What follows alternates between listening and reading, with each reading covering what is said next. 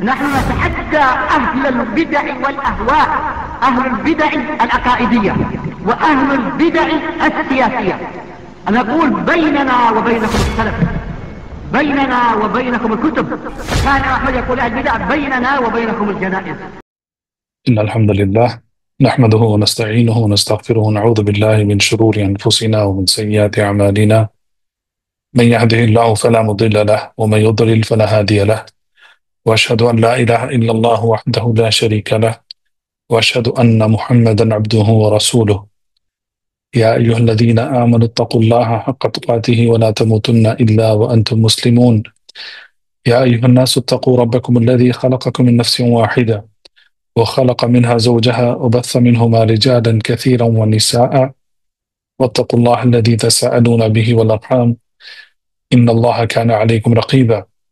يا أيها الذين آمنوا اتقوا الله وقولوا قولا سديدا يصلح لكم أعمالكم ويغفر لكم ذنوبكم، ومن يطع الله ورسوله فقد فاز فوزا عظيما.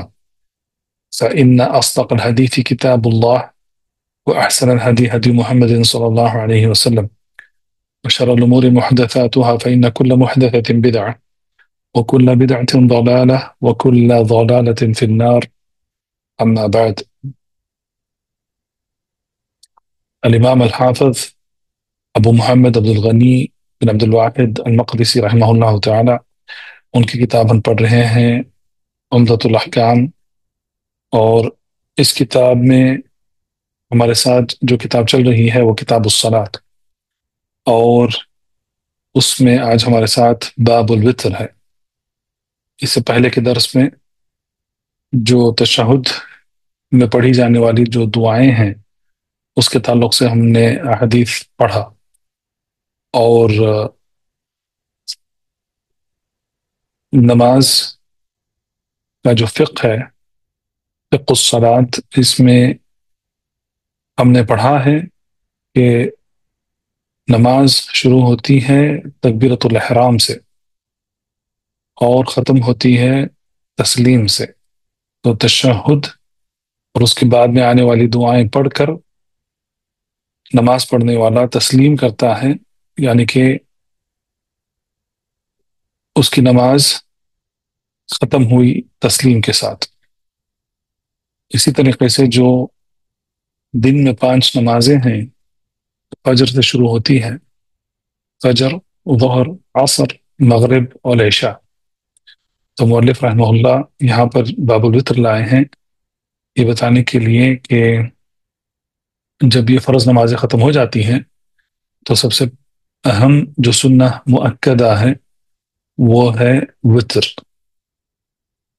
تو اس سے پہلے ہم پڑھ چکے ہیں کہ نماز کے کئی قسمیں ہیں۔ نماز فرض یا واجب ہوتی ہے، جیسا کہ 5 وقت کی نماز ہے۔ پھر نماز فرض کفایہ ہوتی ہے، جیسا کہ صلاۃ الجنازہ۔ سنہ مؤکدہ اس کے بعد اس کی باری آتی ہے۔ تو سنہ مؤکدہ اسی لیے کہتے ہیں کہ اس کی تاکید کی گئی ہے۔ اور وتر کے تعلق سے یہ کہا گیا ہے کہ اللہ کے رسول صلی اللہ علیہ وسلم فجر کے 2 سنتیں اور وتر کو کبھی نہیں چھوڑتے تھے۔ مقیم کی حالت میں بھی پڑھا کرتے تھے اور سفر کی حالت میں بھی پڑھا کرتے تھے۔ اور اس سے پہلے بھی یہ حدیث گزری ہے کہ اللہ کے رسول صلی اللہ علیہ وسلم جب سفر پر ہوتے اور اپنے اونٹنی پر سوار ہوتے تو اونٹنی کی پیٹھ پر بیٹھ کر بھی وتر پڑھ لیا کرتے تھے۔ اور وتر کے تعلق سے کئی اقوال بھی آئے ہیں اہل العلم کے، جس سے اس کی اہمیت کا پتہ چلتا ہے۔ تو وتر سنہ مؤکدہ ہے، اور اس کے متعلق ائمہ اور علماء نے بھی یہ کہا ہے کہ یہ سنہ مؤکدہ ہے اور اس کو پڑھنا ہی چاہیے۔ یہاں تک کہ امام احمد ابن حنبل رحمہ اللہ انہوں نے کہا ہے کہ اگر کوئی شخص وتر نہیں پڑھتا ہے تو اس کی گواہی نہیں لینا چاہیے، اسے حدیث نہیں لینا چاہیے، کیونکہ اس نے ایک اہم سنت کو ترک کیا ہے۔ تو اسی لیے وتر کو سنہ مؤکدہ کہتے ہیں، یہ جمہور کے نزدیک ہے۔ لیکن احناف اس کو واجب الوتر کہتے ہیں۔ تو واجب کا مطلب یہ ہے کہ کرنے والے کو ثواب ملتا ہے اور نہ کرنے والے کو گناہ ہوتا ہے۔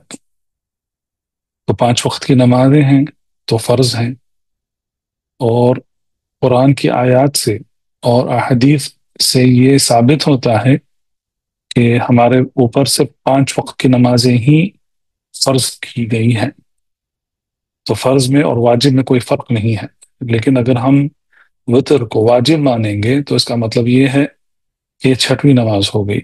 تو ایسا تو نہیں ہے، شریعت نے صرف 5 وقت کی نمازیں مسلمانوں پر فرض کیا ہے۔ تو احناف کا یہ ماننا کہ یہ واجب الوتر ہے، یہ دراصل اصول الفقہ کی مخالفت ہے، کیونکہ فرض نماز یہ 5 ہی ہیں۔ اس کے کئی دلیل ہیں، ان میں سے ایک دلیل ہے اللہ کے رسول صلی اللہ علیہ وسلم نے معاذ بن جبل رضی اللہ عنہ کو یمن بھیجا وہاں کے لوگوں کو دین سکھانے کے لیے، تو اس میں واضح طور پر یہ تعلیمات دی گئی معاذ بن جبل رضی اللہ عنہ کو کہ 5 وقت کی نمازیں ہیں جو فرض ہیں۔ تو وتر کو واجب کہنا دراصل یہ جمہور کی مخالفت ہے اور اصول الفقہ کی بھی مخالفت ہے۔ تو بہرحال اس کے تعلق سے جو احادیث آئی ہیں اس کو پڑھتے ہیں پہلے انشاءاللہ۔ تبدأ على برکت اللہ۔ بسم اللہ۔ بسم الله والحمد لله والصلاة والسلام على رسول الله وعلى آله وأصحابه ومن والاه. أما بعد، فقال المؤلف عبد الغني المقدسي رحمه الله تعالى في كتابه عمدة الأحكام من كلام خير الأنام صلى الله عليه وسلم: باب الوتر.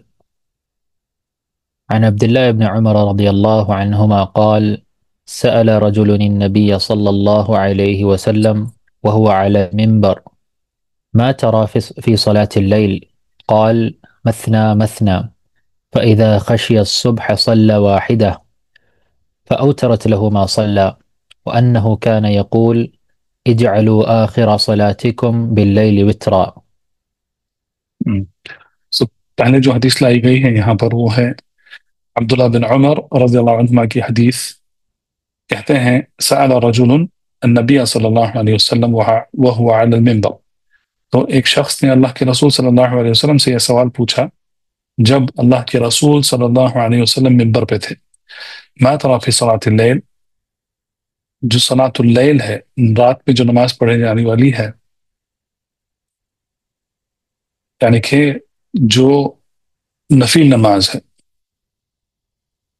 نفل یہ عام لفظ ہے ہر اس نماز کے لیے جو فرض نہیں ہے،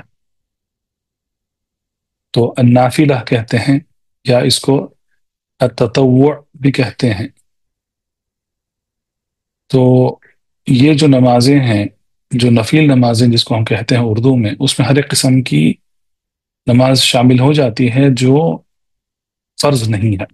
اس میں سنہ مؤکدہ بھی آتی ہے، سنہ راتبہ بھی آتی ہے، سنہ احیاناً بھی آتی ہے، اور جو نفل نماز کبھی بھی پڑھی جاتی ہے تو وہ سب اس میں آ جاتی ہیں۔ تو رات کی جو نماز ہے اس کے تعلق سے ایک شخص نے اللہ کے رسول صلی اللہ علیہ وسلم سے پوچھا کہ یہ کیسی ہیں؟ تو اللہ کے رسول صلی اللہ علیہ وسلم نے کہا مثنا مثنا، 2 رکعتیں ہیں۔ آپ حدیث کے الفاظ پر غور کیجئے، یہاں پر کہا گیا ہے مثنا مثنا، تو 2 رکعتیں ہیں۔ فَإِذَا خَشِيَ الصُّبْحَ صَلَّى وَاحِدَةً، اور اگر فجر کا داخل ہونے کا یہ ہو فجر کے داخل ہونے کا وقت ہو گیا تو صلی واحدہ، تو وہ 1 رکعت پڑھ لیتا ہے۔ فَأَوْتَرَتْ لَهُ مَا صَلَّى، تو یہ جو نماز ہے، یہ جو بھی اس نے پڑھی ہے رات میں 2 رکعتیں جو بھی اس نے پڑھی ہے، وہ وتر اس کے لیے وہ وتر بن جاتی ہے، یہ 1 رکعت۔ وَأَنَّهُ كَانَ يَقُولُ، اور اللہ کے رسول صلی اللہ علیہ وسلم یہ کہا کرتے تھے اجعلوا آخر صلاتکم باللیل وترا، جو تمہاری رات کی نمازیں ہیں ان رات کی نمازوں کی آخری رکعت ایک رکعت، یعنی کہ اس کو وتر بنا لو. نعم، اس کے بعد عن عائشة رضي الله عنها قالت من كل الليل قد أوتر رسول الله صلى الله عليه وسلم من أول الليل وأوسطه وآخره فانتهى وتره إلى السحر. عائشہ رضی اللہ عنہ کہتی ہیں من کل لیل قد اوتر رسول اللہ صلی اللہ علیہ وسلم، تو ہر رات کو اللہ کے رسول صلی اللہ علیہ وسلم وتر پڑھا کرتے تھے. من اول اللیل، بعض اوقات جو رات کا پہلا حصہ ہے اس میں پڑھ لیتے تھے، وہ اوسطی، اور بعض اوقات رات کے درمیانی حصے میں پڑھ لیتے تھے، وہ آخری، اور بعض اوقات رات کے آخری حصے میں آپ صلی اللہ علیہ وسلم وتر پڑھ کر اپنی رات کی نمازوں کا وتر سے ختم کرتے تھے. فانتہا وترہ الی السحر، اور اللہ کے رسول صلی اللہ علیہ وسلم وتر جب پڑھتے تو تب سحر کا وقت داخل ہو جاتا تھا، جب وہ وتر کی نماز یعنی کہ جو قیام اللیل ہے، قیام اللیل کو آخری حصے میں جب آپ صلی اللہ علیہ وسلم پڑھتے اور وتر پڑھتے اس کے بعد، تو یہ وقت تقریباً سمجھیں کہ سحر کا وقت ہوتا تھا. نعم. عن عائشة رضي الله عنها قالت كان رسول الله صلى الله عليه وسلم يصلي من الليل 13 ركعة يوتر من ذلك ب5 لا يجلس في شيء إلا في آخر. نعم. تو یہاں پر عائشہ رضی اللہ عنہ کی حدیث لائی گئی ہے جس میں وہ کہتی ہیں کہ کان رسول اللہ صلی اللہ علیہ وسلم یصلی من اللیل، تو اللہ کے رسول صلی اللہ علیہ وسلم قیام اللیل یعنی کہ رات کی نماز پڑھا کرتے تھے 13 رکعہ، 13 رکعت آپ صلی اللہ علیہ وسلم پڑھا کرتے تھے. یوتر من ذلک ب5، تو 13 رکعت میں سے 5 رکعتیں جو ہیں یہ وتر کی رکعتیں ہوا کرتی تھی.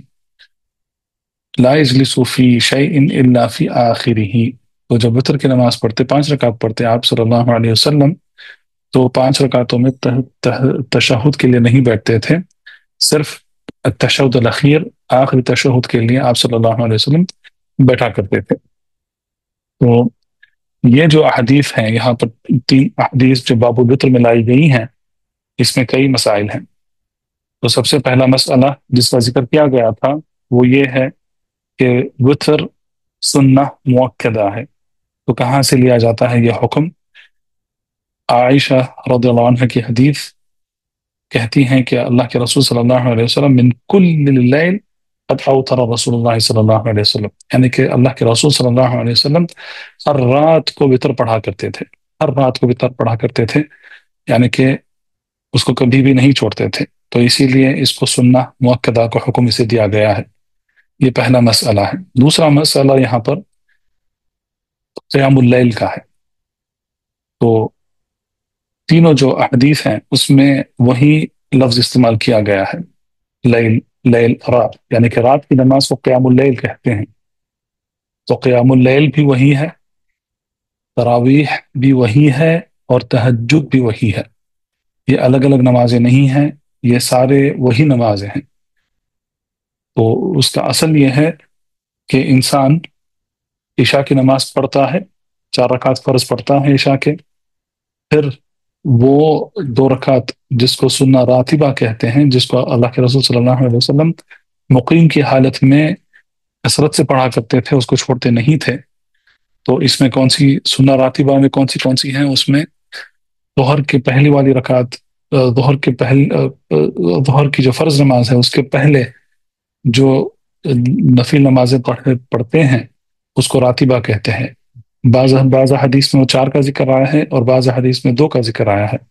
اور ظہر کے بعد 2 رکعت ہوتی ہیں، اور پھر عصر کے بعد کوئی نماز نہیں ہے، مغرب کے بعد 2 رکعت ہے، اور عشاء کے بعد 2 رکعت ہے. تو ظہر سے پہلے، ظہر کے بعد، مغرب کے بعد اور عشاء کے بعد یہ جو نمازیں ہیں ان کو سنہ راتبہ کہتے ہیں۔ تو عشاء کی نماز پڑھتا ہے، فرض نماز پڑھتا ہے، اور پھر سنہ راتبہ پڑھتا ہے اور سو جاتا ہے، کچھ دیر سوتا ہے پھر اٹھتا ہے۔ تو یا وہ جاگتا ہے راتبہ پڑھنے کے بعد، رات جاگتا ہے جیسا عموماً ہم رمضان میں کرتے ہیں، خصوصاً العشر الاواخر، یعنی آخری عشرہ جس کو کہتے ہیں رمضان کا آخری 10 روزے میں، 10 راتوں میں، تو اس میں ہم جاگتے ہیں، تو اس کے راتبہ کے بعد ہم سوتے نہیں ہیں۔ تو یہ اس کا اصل ہے۔ تو یہ جو نماز ہے، قیام اللیل کی جو نماز ہے، اسی کو قیام اللیل بھی کہتے ہیں، تہجد بھی کہتے ہیں، اور تراویح بھی کہتے ہیں۔ تو یہ ساری ایک ہی نماز ہے۔ تہجد بھی کہتے ہیں، اور تراویح اس لیے کہتے ہیں کہ تراویح لفظ لیا گیا ہے راحت سے، کیونکہ اللہ کے رسول صلی اللہ علیہ وسلم کی جو قیام اللیل کا طریقہ تھا، اللہ کے رسول صلی اللہ علیہ وسلم لمبی رکعتیں پڑھا کرتے تھے۔ تو عائشہ رضی اللہ عنہ کہتی ہیں کہ اللہ کے رسول صلی اللہ علیہ وسلم کے پاؤں سوج جاتے تھے قیام سے، اور جب آپ سے پوچھا گیا کہ اللہ نے آپ کے سارے گناہ معاف کر دیے ہیں، تو اللہ کے رسول صلی اللہ علیہ وسلم نے جواب دیا، کیا میں اللہ کا شکر گزار بندہ نہ بنوں؟ تو یہ طریقہ تھا اللہ کے رسول صلی اللہ علیہ وسلم کا قیام اللیل یا تہجد پڑھنے کا۔ ایک اور حدیث میں عبداللہ بن مسعود کہتے ہیں کہ اللہ کے رسول صلی اللہ علیہ وسلم قیام اللیل پڑھ رہے تھے، تو میں جا کر ان کے پاس کھڑا ہو گیا اور میں ان کے ساتھ پڑھنا شروع کیا۔ تو کہتے ہیں کہ پہلی رکعت میں اللہ کے رسول صلی اللہ علیہ وسلم نے سورۃ البقرہ پڑھا، پھر اس کے بعد سورۃ النساء، پھر اس کے بعد سورۃ آل عمران پڑھا۔ تو یہ لمبے لمبے صورتیں ہیں اور اس کے لیے کافی وقت لگتا ہے۔ اور عبداللہ بن مسعود رضی اللہ عنہ کہتے ہیں کہ میرے اتنے لمبی ہونے کی وجہ سے رکعتیں مجھ میں بد خیالات آنا شروع ہو گئے، یعنی کہ وہ نماز کو چھوڑ کر جانا چاہ رہے تھے، لیکن پھر انہوں نے صبر کیا اور اللہ کے رسول صلی اللہ علیہ وسلم کے ساتھ قیام اللیل ختم کیا۔ تو صحابہ ایسا کیا کرتے تھے۔ تو بولنے کا مطلب یہ ہے کہ اللہ کے رسول صلی اللہ علیہ وسلم کا جو طریقہ تھا وہ لمبی رکعتیں پڑھا کرتے تھے، لیکن اس کے بعد جب خلفائے راشدین رضی اللہ عنہم ان کا زمانہ آیا اور یہ دیکھا گیا کہ سب سے پہلے لوگ انفرادی نماز پڑھ رہے ہیں، انفرادی طور پر نماز پڑھ رہے ہیں اس رمضان میں، تو عمر بن خطاب رضی اللہ عنہ نے حکم دیا کہ وہ سب مل کر پڑھیں۔ تو وہاں سے تراویح کا سلسلہ چلا آ رہا ہے۔ تو تراویح اس لیے کہتے ہیں، میں نے کہا کہ راحت سے اس کا لفظ لیا گیا ہے، کیونکہ جو دوسرے لوگ ہیں، صحابہ ہیں، صحابہ کو چھوڑ کر جو دوسرے لوگ ہیں، وہ یعنی عوام الناس، وہ اتنی لمبی رکعتیں نہیں پڑھ سکتے ہیں۔ تو اسی لیے ان کو آسانی کرنے کے لیے عمر رضی اللہ عنہ نے 2 صحابہ کو منتخب کیا 10 رکعت پڑھانے کے لیے۔ ان میں سے ایک تھے ابی بن کعب اور دوسرے زید بن ثابت۔ تو دونوں قراء میں سے تھے، صحابہ کے قراء میں سے تھے۔ تو ان کو عمر بن خطاب رضی اللہ عنہ نے منتخب کیا تراویح پڑھانے کے لیے۔ تو جب وہ پڑھاتے تھے تو 4 رکعت کے بعد وہ تھوڑی راحت لیتے تھے، یعنی کہ 4 رکعت پڑھنے کے بعد تھوڑا آرام کرتے تھے اور پھر اس کے بعد 4 رکعت پڑھتے تھے اس طریقے سے۔ تو اسی لیے وہاں سے یہ نام لگ گیا ہے قیام اللیل کو، خصوصاً رمضان میں قیام اللیل کو تراویح کا لفظ لگا، اور وہاں سے وہ قیام اللیل کو تراویح سے یہ مسلمانوں کا عرف بن گیا ہے، تو اس کو تراویح اسی لیے کہتے ہیں۔ پھر تہجد ہے۔ تو یہ ساری جو نمازیں ہیں یہ ایک ہی نمازیں ہیں، ایک ہی نماز ہے، اس میں کوئی فرق نہیں ہے۔ قیام اللیل کہہ لو یا تہجد کہہ لو یا اس کو تراویح کہہ لو، تو اس سے مراد ایک ہی نماز ہے، اور وہ نماز ہے جو رات میں پڑھی جاتی ہے۔ اللہ کے رسول صلی اللہ علیہ وسلم کے لیے تراویح، یعنی کہ قیام اللیل، تراویح نہیں، قیام اللیل، اللہ کے رسول صلی اللہ علیہ وسلم کے لیے یہ ان کے لیے لازم تھی، کیونکہ اس میں جیسا کہ سورۃ المزمل میں آیا ہے کہ ان سنلقي عليك قولا ثقيلا ان ناشئة الليل هي اشد وطئا واقوم قيلا، تو اس لیے اللہ کے رسول صلی اللہ علیہ وسلم پر یہ لازم تھا، لیکن امت محمدیہ کے اوپر یہ سنت ہے، یعنی کہ یہ نافلہ ہے، فرض نہیں ہے۔ تو اللہ کے رسول صلی اللہ علیہ وسلم پر وحی نازل ہوا کرتی تھی، اور وحی کو ضبط کرنے کے لیے اللہ کے رسول صلی اللہ علیہ وسلم پر قیام اللیل لازم تھی، لیکن ان کی امت کے لیے واجب نہیں ہے، لیکن ان کی امت کے لیے یہ نافلہ ہے، واللہ عالم۔ اس کے بعد کتنی رکعتیں ہیں اس کی؟ جیسا کہ ایک حدیث میں یہاں پر ذکر کیا گیا ہے کہ اللہ کے رسول صلی اللہ علیہ وسلم 8 رکعت پڑھا کرتے تھے، یہ آپ صلی اللہ علیہ وسلم کی سنت ہے، 8 رکعت پڑھنا، یہی ثابت ہے عائشہ رضی اللہ عنہ کی حدیث سے، یہ آپ صلی اللہ علیہ وسلم کے لیے ہے، لیکن اللہ کے رسول صلی اللہ علیہ وسلم کی امت کے لیے کتنے ہیں؟ جو پہلی حدیث ہے یہاں پر عبداللہ بن عمر رضی اللہ عنہما، اس حدیث سے ہمیں پتہ چلتا ہے کہ اس پر کوئی حد نہیں ہے، انسان جتنا چاہے وہ پڑھ سکتا ہے۔ رسول اللہ صلی اللہ علیہ وسلم 8 رکعت پڑھا کرتے تھے، یہ آپ کی سنت ہے، تو اگر کوئی 8 رکعت پڑھنا چاہے تو پڑھ سکتا ہے۔ عمر بن خطاب رضی اللہ عنہ نے 20 رکعت پڑھائی، تو یہ خلیفہ راشد کی سنت ہے، اور ہمیں یہ حکم دیا گیا ہے کہ ہم خلفاء راشدین کے سنت پر بھی عمل کریں، جیسا کہ العرباض بن ساریہ رضی اللہ عنہ کی حدیث میں آیا ہے کہ علیکم بسنتی وسنت الخلفاء الراشدین المہدیین من بعدی عضوا علیہا بالنواجد، تمسکوا بها وعضوا علیہا بالنواجد۔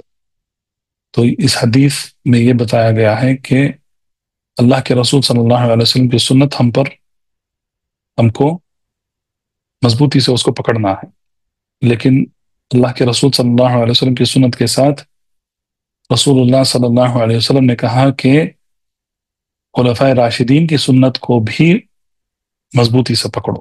یہاں پر آپ صلی اللہ علیہ وسلم نے اپنی سنت اور خلفائے راشدین کی سنت میں فرق نہیں کیا، کہا کہ تمسکوا بہا، اس کو مضبوطی سے پکڑ لو، وعضوا علیہا بالنواجد، اور جو داڑھ ہوتے ہیں، جو پچھلے والے جو داڑھ ہوتے ہیں بہت مضبوط ہوتے ہیں، وہاں سے پکڑ جو ہے بہت مضبوط ہوتی ہے، تو اللہ کے رسول صلی اللہ علیہ وسلم نے کہا کہ اپنے داڑھوں سے ان سنتوں کو مضبوطی سے پکڑ لو۔ تو اسے ہمیں کیا پتہ چلتا ہے کہ جو خلفائے راشدین کی سنتیں ہیں، اس میں سے 20 رکعت تراویح بھی سنت ہے، تو یہ پڑھنا بہتر ہے، یہ افضل ہے، افضل نہیں بلکہ بہتر ہے۔ افضل تو اللہ کے رسول صلی اللہ علیہ وسلم کی سنت ہے 8 رکعت، لیکن یہ اللہ کے رسول صلی اللہ علیہ وسلم کا عمل ہے۔ اب اللہ کے رسول صلی اللہ علیہ وسلم کا جو عمل ہے، اس عمل کے متعلق علماء نے بیان کیا ہے، انہوں نے بتایا ہے کہ کب اللہ کے رسول صلی اللہ علیہ وسلم کے افعال پر عمل کیا جائے گا، کس طریقے سے عمل کیا جائے گا۔ اب یہاں پر اتنی تفصیل میں جانے کی گنجائش نہیں ہے، لیکن ہمارے لیے یہ جاننا کافی ہے کہ یہ رسول اللہ صلی اللہ علیہ وسلم کی سنت تھی کہ وہ آپ صلی اللہ علیہ وسلم 8 رکعت پڑھا کرتے تھے، لیکن عمر نے 20 رکعت اس کو قرار دیا، تراویح کی نماز کو 20 رکعت کہا، تو اس پر بھی عمل کرنا جائز ہے اور بہتر ہے، خصوصاً تراویح میں، یعنی کہ رمضان کے مہینے میں۔ اگر دوسرے وقت اگر آپ 8 رکعت پڑھ رہے ہیں تو یہ سنت ہے، اس پر آپ عمل کر سکتے ہیں اس پر. لیکن کیونکہ رمضان میں یہ مبارک مہینہ ہے اور یہ امید یہ ہے کہ اس مہینے میں جو اعمال کیے جاتے ہیں ان کی فضیلت بڑھ جاتی ہے، تو زیادہ سے زیادہ اجر کمانے کے لیے اس میں 20 رکعت پڑھنا اور عمر بن خطاب رضی اللہ عنہ ان کی سنت پر عمل کرنے کا بھی اجر انشاءاللہ اس میں مل سکتا ہے. لیکن اس پر حد بندی نہیں ہے، جیسا کہ یہاں پر پہلی حدیث ہے صلاۃ اللیل مثنا مثنا، تو اس سے دو حکم لیتے ہیں اہل العلم، کہتے ہیں کہ مثنا مثنا یہ رات کی نماز کے لیے ہے، اور یہاں پر کوئی حد بندی نہیں کی گئی ہے. اللہ کے رسول صلی اللہ علیہ وسلم نے اس شخص جنہوں نے سوال کیا تھا ان سے کہا تھا کہ آپ 2 رکعت پڑھیں. اب یہاں پر یہ نہیں کہا کہ آپ 8 رکعت پڑھیں یا 10 پڑھیں یا 20 پڑھیں یا 40 پڑھیں، ایسا نہیں کہا. اللہ کے رسول صلی اللہ علیہ وسلم نے اس کو بغیر کوئی حد متعین کیے یہ بتایا کہ آپ کو 2 رکعت پڑھنا ہے. تو اسی لیے سلف سے ثابت ہے کہ سلف 36 رکعت بھی پڑھا کرتے تھے، 40 رکعت بھی پڑھا کرتے تھے، اور اس سے زیادہ بھی پڑھا کرتے تھے. یہ ساری جو روایتیں ہیں یہ موطا امام مالک اور المعجم امام طبرانی کی جو معجم ہیں ان میں یہ آثار اور یہ سلف کا عمل اس میں اس کی روایتیں موجود ہیں. تو اسے یہ پتہ چلتا ہے کہ قیام اللیل جو تہجد بھی ہو سکتی ہے، تراویح بھی ہو سکتی ہے، اس پر اصل میں کوئی حد بندی نہیں ہے. شخص جتنا چاہے وہ اتنی رکعت پڑھ سکتا ہے، 2 رکعت. اور اہل العلم نے یہ بھی کہا ہے کہ اگر آپ کو 8 رکعت پر آپ کو عمل کرنا ہے تو اسی طریقے سے پڑھنا ہے جس طریقے سے اللہ کے رسول صلی اللہ علیہ وسلم پڑھا کرتے تھے، یعنی کہ لمبی رکعتیں پڑھا کرتے تھے. تو اگر آپ کو 8 رکعت پر عمل کرنا ہے تو آپ کو بھی اسی طریقے سے پڑھنا ہے جس طریقے سے اللہ کے رسول صلی اللہ علیہ وسلم لمبی رکعتیں پڑھا کرتے تھے. لیکن اگر آپ اس طریقے سے نہیں پڑھ سکتے ہیں، اور بہت کم لوگ ہیں جو ایسا کر سکتے ہیں، اور عموماً لوگ چھوٹی چھوٹی رکعتیں ہی پڑھتے ہیں، تو ان کے لیے 20 کر لیں یا اس سے زیادہ بھی کر سکتے ہیں. تو یہ مختلف اقوال ہیں اہل العلم کے. تو بعض اہل العلم نے صرف یہ کہا ہے کہ قیام اللیل وہ صرف 8 رکعت ہی ہوتی ہے، کیونکہ یہ اللہ کے رسول صلی اللہ علیہ وسلم کی سنت ہے. یہ ان کا قول اپنی جگہ درست ہے، لیکن دوسرے جو اہل العلم ہیں، صحابہ میں سے، تابعین میں سے، تابع تابعین میں سے، ائمہ میں سے، فقہاء میں سے، انہوں نے یہ مختلف اقوال انہوں نے ہم تک پہنچائے ہیں، اور انہوں نے انہی احادیث سے انہوں نے یہ احکام نکالے ہیں. تو یہ رکعت کی تعداد کے متعلق تھا. اور جب 2 رکعت پڑھتے ہیں تو اس کو ختم کس طریقے سے کرنا چاہیے؟ اس کو وطر کہتے ہیں، جو 1 ہے یا 3 5 7 اس طریقے کے جو ارقام ہوتے ہیں ان کو وطر کہتے ہیں، اور 2 4 6 8 ان کو شفع کہتے ہیں عربی میں. تو وطر 1 رکعت پڑھ کر ختم کر لینا چاہیے. تو وطر کی نماز کے رکعت سب سے کم کتنے ہیں؟ وہ 1 ہے. اور انسان اگر چاہے تو 1 بھی پڑھ سکتا ہے، 3 بھی پڑھ سکتا ہے، اور 5 بھی پڑھ سکتا ہے، جیسا کہ یہ تیسری حدیث یہاں پر مؤلف رحمہ اللہ نے لایا ہے. اور اس کو کب پڑھے گا؟ جب وہ 2 رکعت پڑھ کر، قیام اللیل پڑھ کر وہ جتنا چاہیں اس نے پڑھ لیا، تو اس کے بعد وہ چاہے تو 3 پڑھ سکتا ہے، 1 پڑھ سکتا ہے، 3 پڑھ سکتا ہے، 5 پڑھ سکتا ہے، اور اس اپنی رات کی نماز کو وہ ختم کر سکتا ہے. اور پھر یہاں پر یہ بھی بتایا گیا ہے کہ اگر کوئی فجر تک، یعنی کہ سحر وہ وقت ہے جو فجر سے پہلے ہے، جس میں ہم روزوں کے لیے سحر کہتے ہیں، تو وہی وقت ہے. تو اگر وہ وہاں تک پڑھ رہا ہے تو فجر کا اگر اس کو خوف ہو گیا کہ فجر طلوع ہونے والی ہے، تو اس کو چاہیے کہ 1 رکعت پڑھ کر اپنی قیام اللیل کو ختم کر لے، یا 3 جب پڑھنا چاہے تو پڑھ لے. تو یہاں پر جو سب سے کم جو عدد ہے وتر کی نماز کا، تو وہی بتایا گیا ہے. یہاں پر 1 رکعت بتایا گیا ہے پہلی حدیث میں یہاں پر، تو وہ پڑھ کر اس کو ختم کر لینا چاہیے.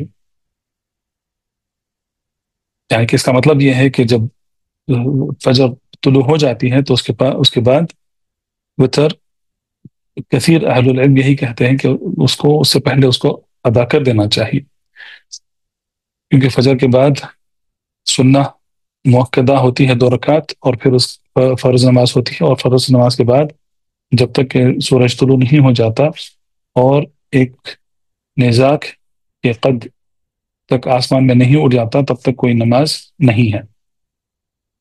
تو اگر کسی سے وتر چوک گئی تو اہل العلم کے اس میں بھی مختلف اقوال ہیں، لیکن اس میں تفصیل میں جانے کی ضرورت نہیں ہے. ہمیں اصل جاننا ہے، اصل یہ ہے کہ اس کو فجر سے پہلے اس کو ادا کر دینا چاہیے. اور قیام اللیل کے متعلق بھی یہی بات آئی ہے. قیام اللیل یہاں پر عائشہ رضی اللہ عنہ نے کہا کہ اللہ کے رسول صلی اللہ علیہ وسلم پہلے حصے میں بھی پڑھ لیا کرتے تھے، یا درمیانی حصے میں بھی پڑھ لیا کرتے تھے، اور کبھی رات کے آخری تیسرے حصے میں بھی پڑھ لیا کرتے تھے. اور دوسری احادیث سے ہمیں پتہ چلتا ہے کہ فجر سے پہلے قیام اللیل کرنا یہ سب سے بہترین وقت ہے. اس کے متعلق 2 قول ہیں، یا دو اور فائدے ہیں. ایک فائدہ یہ ہے کہ یہ جو وقت ہے اس کو سحر کہتے ہیں، اور سحر میں جب نماز پڑھی جاتی ہے، اور نماز میں کئی مقاموں پر استغفار آتا ہے، تو جب نماز پڑھ کر کوئی استغفار کرتا ہے اس وقت میں، تو اس کی فضیلت ہے، کیونکہ یہ قرآن میں بتایا گیا ہے کہ وَهُمْ بِالْأَسْحَارِ يَسْتَغْفِرُونَ، کہ جو مؤمن ہیں ان کی خصلت بیان ہوئی ہے کہ وہ اس وقت پر استغفار کیا کرتے تھے. وَبِالْأَسْحَارِ هُمْ يَسْتَغْفِرُونَ، وَبِالْأَسْحَارِ هُمْ يَسْتَغْفِرُونَ، کہ سحر کے وقت یہ ہیں جو استغفار کیا کرتے ہیں. یہ پہلا فائدہ ہے. دوسرا فائدہ یہ ہے، ایک اور حدیث میں آیا ہے کہ یہ ایسا وقت ہے جس میں اللہ سبحانہ و تعالی کا نزول ہوتا ہے. پہلے آسمان پر نزول ہوتا ہے، 7ویں آسمان کے اوپر سے اللہ سبحانہ و تعالیٰ کا نزول ہوتا ہے پہلے آسمان پر، اور اللہ سبحانہ و تعالیٰ کہتے ہیں کہ کون ہے میرا بندہ جو مجھ سے مانگ رہا ہے، میں اس کو دوں گا. کون ہے جو مغفرت طلب کر رہا ہے، تو میں اس کی مغفرت کر دوں گا. تو اس وقت کی فضیلت اس حدیث میں ہے. اور اس حدیث میں اللہ سبحانہ و تعالیٰ کی یہ صفت ہے، نزول کی صفت ہے، جس کو اہل البدع نے انکار کیا ہے. لیکن اہل السنہ والجماعت کا عقیدہ یہ ہے کہ اللہ سبحانہ و تعالیٰ کا جو نزول ہوتا ہے وہ نزول حقیقی ہوتا ہے. وہ کس طریقے سے یہ ہم نہیں جانتے ہیں. یہ صفت بھی ہے اللہ سبحانہ و تعالیٰ کی، ایسی ہے، یہ صفت بھی ویسی ہے جیسی دوسری صفتیں ہیں اللہ سبحانہ و تعالیٰ کی. اس کی کیفیت ہم نہیں جانتے ہیں، تو اس میں کیسے پوچھنا یہ بدعت ہے، جیسا کہ امام مالک نے کہا.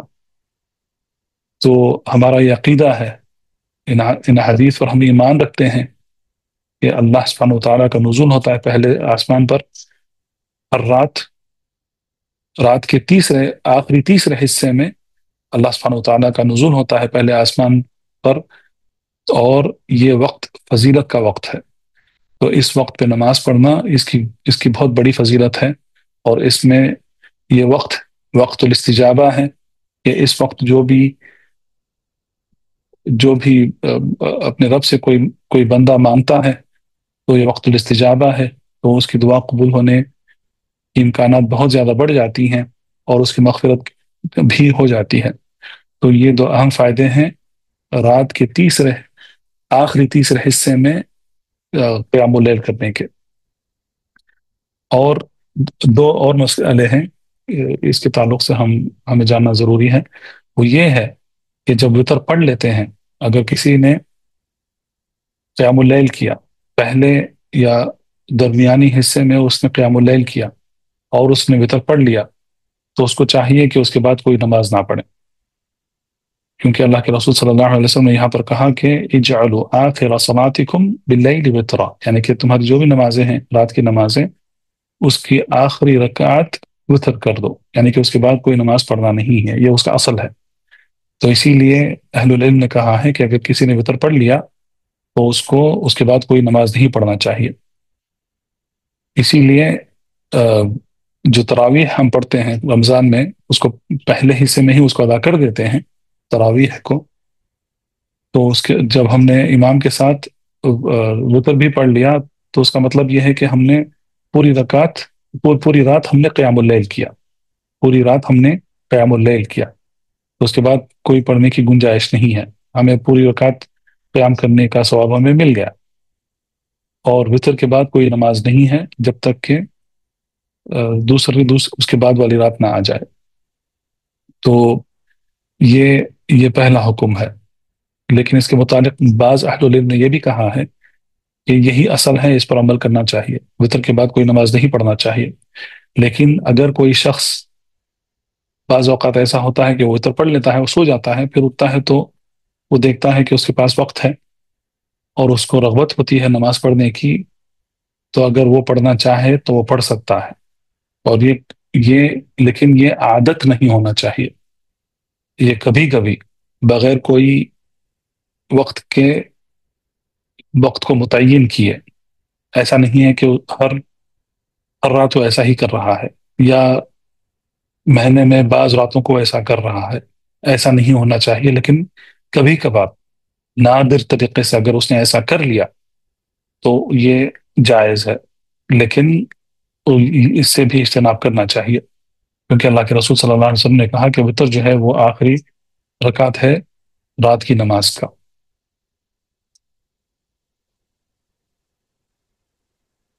اور دوسرا فائدہ یہ ہے، خصوصاً جب امام کے ساتھ پڑھتے ہیں قیام اللیل، تو جیسا یہ بات کا ذکر کیا گیا کہ اگر شروع سے لے کر آخر تک ایک امام کے پیچھے قیام اللیل، یعنی کہ جو بھی ہے، قیام اللیل ہے، تہجد ہے، تراویح ہے، جو بھی ہے، اگر ہم نے وہ پڑھ لیا اور امام کے ساتھ ہم نے وتر بھی پڑھ لیا، تو شروع سے لے کر آخر تک ایک ہی امام کے پیچھے ہم نے ساری نماز پڑھ لی، تو اس کے بعد کوئی نماز پڑھنے کی گنجائش نہیں ہے، کیونکہ ہمیں پوری رات قیام کرنے کا ہمیں ثواب مل جاتا ہے۔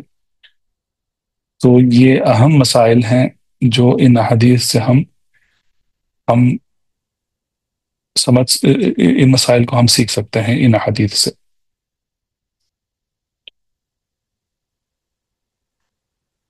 ایک اور حدیث میں یہ بھی آیا ہے کہ اللہ کے رسول صلی اللہ علیہ وسلم، یہاں پر عائشہ رضی اللہ عنہ کی جو حدیث ہے، تیسری حدیث، وہاں پر یہ کہا گیا ہے کہ اللہ کے رسول صلی اللہ علیہ وسلم 13 رکعت پڑھا کرتے تھے، لیکن ایک اور حدیث میں یہ بھی آیا ہے، اور یہ حدیث بھی عائشہ رضی اللہ عنہ سے ہی مروی ہے، اس میں وہ کہتی ہیں کہ اللہ کے رسول صلی اللہ علیہ وسلم 11 رکعت پڑھا کرتے تھے۔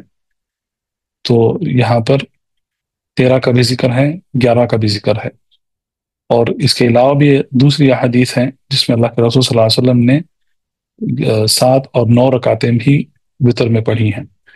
اور وتر کا جو حکم ہے وہ یہ ہے کہ وتر مغرب سے مختلف ہے، اسی لیے اہل العلم نے کہا ہے کہ جو دن کی جو نمازیں ہیں، دن کی نمازوں یا وتر مغرب کی نماز ہے، تو دن میں فجر ہوتی ہے، ظہر ہوتی ہے، عصر ہوتی ہے، اور وتر مغرب ہے دن کی نمازوں کے لیے، اور رات کی نمازوں کے لیے یہ وتر ہے جو عشاء کے بعد پڑھی جاتی ہے۔ تو دن میں بھی وتر ہے جو مغرب ہے، اور رات میں بھی وتر ہے جو یہ سنہ مؤکدہ ہے، اور اس کو مغرب سے مختلف ہونا ہے، یہ لازمی ہے، اسی لیے وتر کے کئی طریقے احادیث میں بیان کیے گئے ہیں۔ اس کا اصل یہ ہے کہ اس کو مغرب سے اختلاف کرنا ہے، وتر مغرب کی طرح نہیں ہو سکتی ہے، تو اسی لیے وتر میں 2 چیزیں ہیں۔ سب سے پہلے تشہد کے متعلق یہ ہے کہ اگر دوسری رکعت میں تشہد کے لیے بیٹھ گئے تو تسلیم کر دیں گے، اور پھر اس کے بعد 1 رکعت پڑھیں گے اور تسلیم کریں گے، تو اس طریقے سے وہ مغرب کی مختلف ہو جاتی ہے تسلیم سے۔ اور اگر تشہد کے لیے نہیں بیٹھے، جو یہاں پر عائشہ رضی اللہ عنہ کی حدیث میں بیان کیا گیا ہے، لا یجلس فی شیء الا فی آخرها، کہ اللہ کے رسول صلی اللہ علیہ وسلم نہیں بیٹھا کرتے تھے تشہد کے لیے سوائے آخری رکعت میں۔ تو اس سے ہمیں یہ پتہ چلتا ہے کہ اگر ہم وتر پڑھ رہے ہیں، 3 رکعت پڑھ رہے ہیں یا 5 رکعت پڑھ رہے ہیں یا 7 بھی پڑھ رہے ہیں، تو تشہد میں ہمیں نہیں بیٹھنا ہے، صرف آخری جو رکعت ہوتی ہے اس میں تشہد میں بیٹھتے ہیں اور تسلیم کرتے ہیں۔ تو یہ پہلا طریقہ ہے۔ دوسرا طریقہ ہے کہ وتر میں دعائے قنوت ہوتی ہے، دعائے قنوت پڑھی جاتی ہے وتر میں، اور حسن بن علی بن ابی طالب رضی اللہ عنہما، ان کی حدیث میں آیا ہے کہ کہتے ہیں کہ اللہ کے رسول صلی اللہ علیہ وسلم نے مجھے دعائے قنوت سکھایا، اللہم اہدنی فی من ہدیت وعافنی فی من عافیت وتولنی فی من تولیت وبارک لی فیما اعطیت وقنی شر ما قضیت فإنک تقضی ولا يقضى علیک انہ لا یضل من والیت ولا يعز من عادیت تبارکت ربنا وتعالیت۔ تو یہ وتر میں پڑھی جاتی ہے، اور اس کے پڑھنے کے لیے بھی الگ الگ طریقے ہیں۔ یہ طریقے احادیث میں بیان کیے گئے ہیں کہ اس کو آپ چاہیں تو رکوع سے پہلے پڑھ سکتے ہیں یا رکوع کے بعد پڑھ سکتے ہیں سجدے سے پہلے۔ اس میں ہاتھ اٹھانا یا نہ اٹھانا، اس میں اختلاف ہے اہل العلم کا، بعض کہتے ہیں کہ اس کو نہیں اٹھانا ہے اور بعض کہتے ہیں کہ اٹھانا جائز ہے۔ تو اس میں امام کی اتباع کی جائے گی اگر امام کے ساتھ پڑھ رہے ہیں، اور اگر انفرادی طور پر بھی پڑھ رہے ہیں تو ہاتھ اٹھا کر ماننا بہتر ہے، کیونکہ وتر کی دعا جب ہم، اور اصل دعا کا اصل یہ ہے کہ دعا میں ہاتھ اٹھایا جاتا ہے، ہاتھوں کو اٹھانا یہ اس کا اصل ہے، لیکن جب احادیث یا سنت سے یہ ثابت ہوا ہے کہ ان مقامات پر، ان دعا کرنے کے مقامات پر ہاتھ نہیں اٹھایا گیا ہے، تو وہاں پر ہاتھ نہیں اٹھائیں گے۔ جیسا خطبۃ الجمعہ ہے، تو خطبۃ الجمعہ میں جو دعائیں پڑھی جاتی ہیں اس میں ہاتھ نہیں اٹھاتے ہیں سوائے دعا الاستسقاء کے۔ جب امام استسقاء یعنی کہ بارش کی طلب کرتا ہے، بارش کے لیے دعا کرتا ہے، تو دعا الاستسقاء کے لیے ہاتھ اٹھاتا ہے امام، جیسا کہ سنت رسول صلی اللہ علیہ وسلم سے ثابت ہے۔ لیکن جو بھی دعائیں ہیں وہاں پر ہاتھ نہیں اٹھاتے ہیں، آہستہ سے آمین کہہ دیتے ہیں۔ تو یہ دعائے قنوت کے متعلق اس کے اہم مسائل ہیں۔ دعائے قنوت کا جب ذکر آیا ہے تو میں آپ کا توجہ ایک ضروری چیز کی طرف میں دلانا چاہتا ہوں۔ دعائے قنوت یہ جو صیغہ ہے جس کو حسن بن علی بن ابی طالب رضی اللہ عنہما نے بیان کیا ہے، اللہ کے رسول صلی اللہ علیہ وسلم کے نواسے ہیں، علی اور فاطمہ کے بیٹے ہیں، حسن رضی اللہ عنہ، حسین کے بھائی رضی اللہ عنہم اجمعین، تو انہوں نے یہ حدیث کی روایت کی ہے۔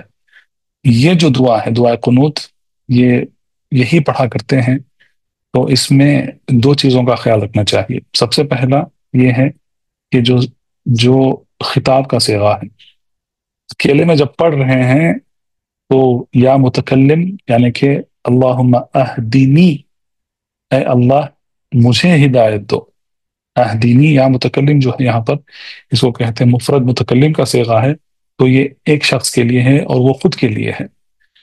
اور جب امام پڑھتا ہے یہ دعا تو اس کو چاہیے کہ وہ اللہم اہدینا فی من ہدیت پڑھے، کیونکہ وہ سب کے لیے وہ دعا کر رہا ہے، امام ہے اور اس کو چاہیے کہ وہ سب کے لیے دعا کرے۔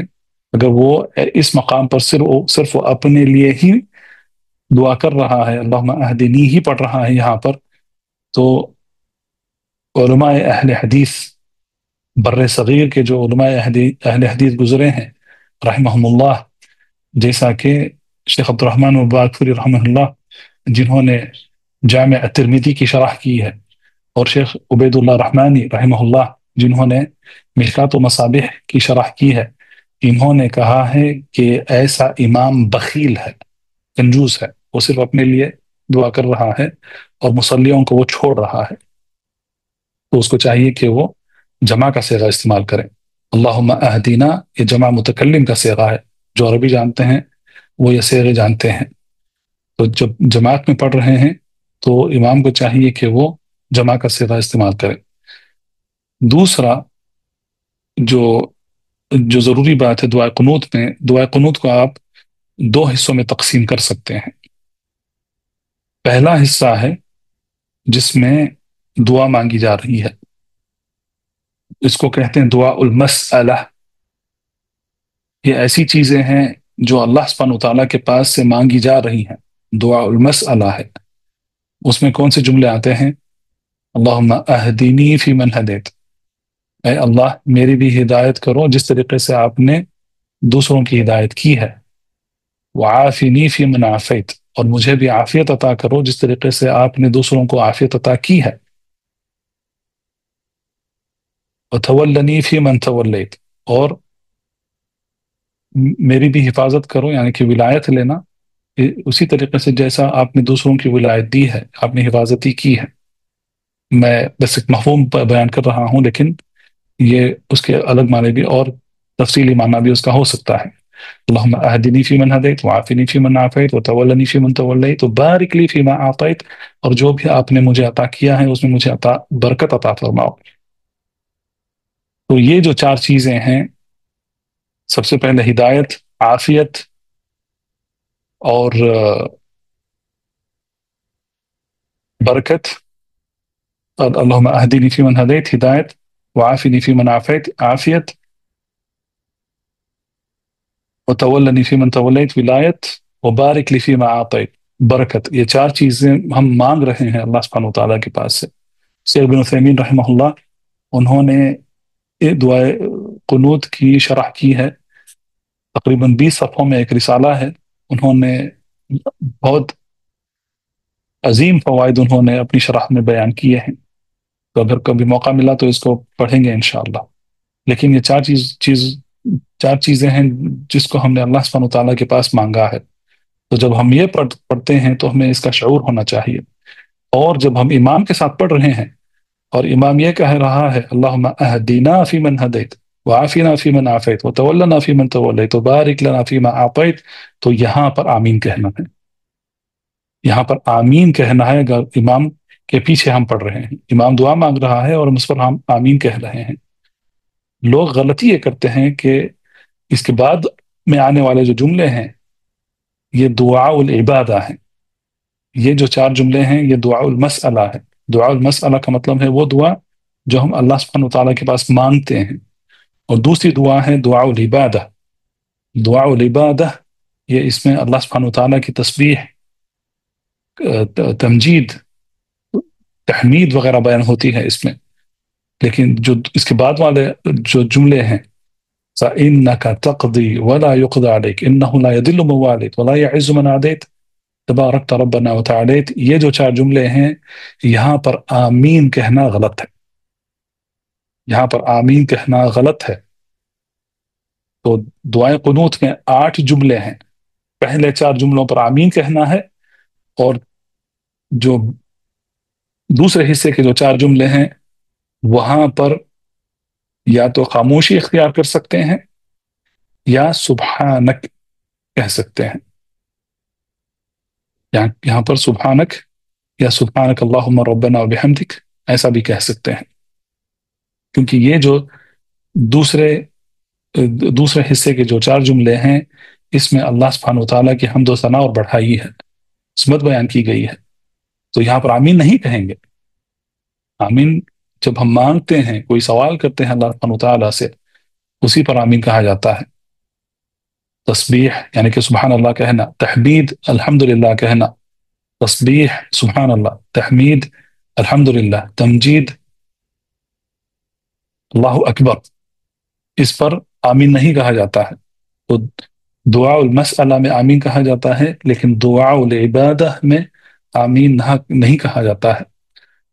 تو سبحان اللہ یہ عربی کی سمجھ نہ ہونے کی وجہ سے ہوتا ہے، بلکہ یہ دیکھا گیا ہے کہ جن کو عربی نہیں آتی ہے، خطبوں میں، دعاؤں میں جو ائمہ ہیں، ائمۃ المساجد ہیں، خطیب ہیں، خطباء ہیں، یہ جب دعاء العبادہ کہتے ہیں تو سبحان اللہ اس پر بھی آمین کہہ دیتے ہیں۔ یہ غلطی ہے، اور یہ غلطی جہالت کے لیے ہے، کیونکہ وہ سمجھ نہیں پاتے ہیں کہ عربی میں کیا کہا جا رہا ہے۔ تو اسی لیے ہمیں خصوصاً جب آپ رمضان میں پڑھیں گے، تراویح پڑھیں گے، وطر پڑھیں گے امام کے ساتھ اور امام دعا کر رہے ہیں، اور امید یہ ہے کہ ائمہ جمع کے صیغے سے اللہم اہدینا فی من ہدیت وعافینا فی من عافیت، جمع متکلم کے صیغے سے دعا کریں گے، اللہ ان سب کو ہدایت دے، توفیق دے، ہمیں بھی اور آپ کو بھی۔